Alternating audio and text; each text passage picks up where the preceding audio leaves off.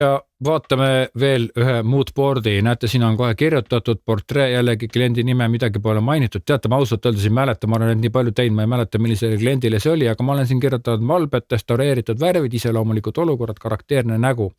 Tegelikult mulle tuleb meelde küll ja siin oligi mõte selles, et nagu näidata igat inimest oma olukorras, et see ei tähenda sugugi seda, et meil on absoluutselt kõikidel inimestel kõikides olukorras täiesti üks nägu peas ja nad on absoluutselt ühtemoodi, vaid selle jaoks, et inimese karakterid ettevõttes välja tuua, et tuua välja tema sellist iseloomu personaalsus, siis tegelikult mõnede äripiltide puhul vastupidi tuleb liikuda sinna sükse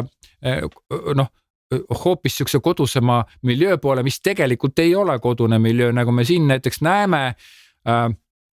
See mees siiski on mingisuguses olukorras, et tegelikult taust määrab väga suurt rolli ja siin ongi, ütleme, need taustad ongi nagu, siin on näidatud ja arutatud neid taustasi, et tegelikult kui sellist moodboardi vaadata, siis tavaliselt minu kogemus on selline klientidel kohe tekib mingi tunne, et vaat selline hoiak mulle siit nagu meeldiks või siis meeldib vastupidiselt hoopis mingi siuke karmim hoiak, et me ei tahagi saada mingit, aga näiteks siin on ka mõte selles, et me näeme siin pildi peal naist, stuudio seda backgroundi, tagatausta ja ta toetub ühe punase tooli leeni peale.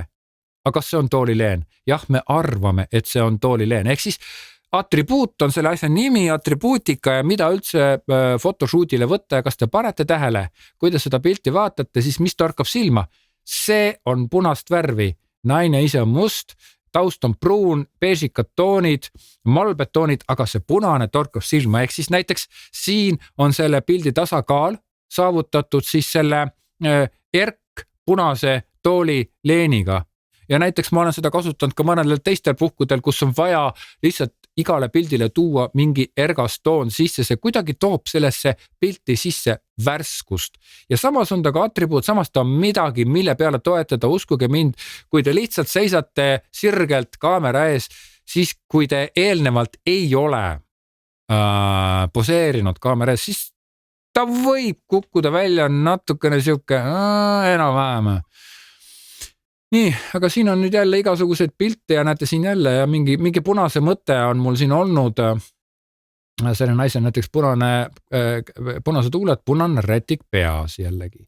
Need atribuute saab igasuguseid mõelda ja tavaliselt sellised atribuudid mõeldakse kõik ettevõtte värvidesse sisse või värvidega kooskõlas olevaks. Ahaa, siin jälle daam väga kenasti istub, taga roheline, väga kihvt taust, aga panete tähele pantri naha nagu mustris tool.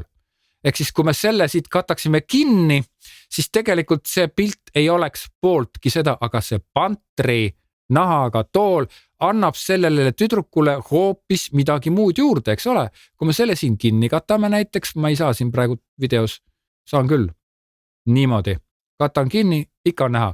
Aga põhimõtteliselt tema nägu ja tema olek on võib-olla liiga softi, liiga pehme, aga jällegi see pantrinaha mustriga tool, ta annab sükse mõnusa särtsu siia sellele pildile juurde ja korraga seesama inimene mõjub sügavamalt, tal tekib mingi teine mõõde, teine vaade, teine iseloomu omadus tekib juurde. Nii palju siis sellest moodboardist, loodan, et saite siis ka väikese ülevaate ja saite natukene targemaks.